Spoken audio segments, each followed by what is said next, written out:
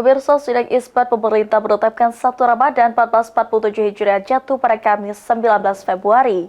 Seiring penetapan tersebut, Masjid Agung Palembang memastikan kesiapan pelaksanaan sholat tarawih perdana telah mencapai 90%.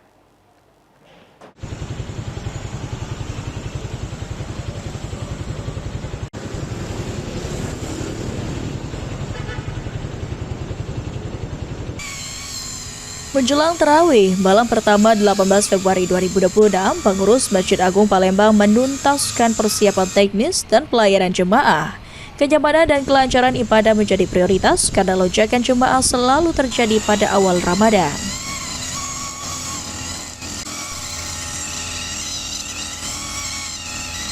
Sekretaris Umum Yayasan Masjid Agung Kebaus Iqbal Hasan Zainal mengatakan, persiapan sudah 90%, area sholat Masjid Agung telah disiapkan dapat diisi lebih dari 1.000 jemaah.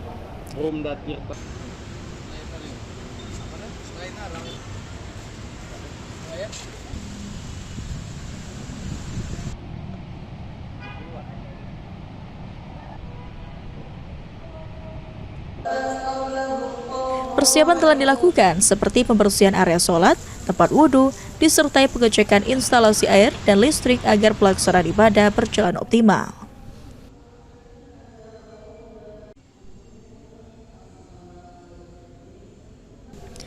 Untuk kegiatan Ramadan selain tarawih, ada pembagian takjil berupa kurma dan air mineral dilakukan setiap menjelang maghrib. Buka puasa bersama disiapkan di ruang Kuba dengan kapasitas 600 hingga 700 porsi per malam dan dapat meningkat hingga 900 porsi pada malam tertentu.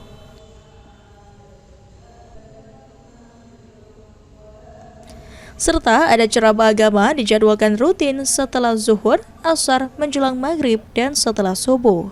Pengurus juga membuka layanan zakat melalui unit pengumpulan zakat untuk disalurkan kepada masyarakat yang berhak menerima.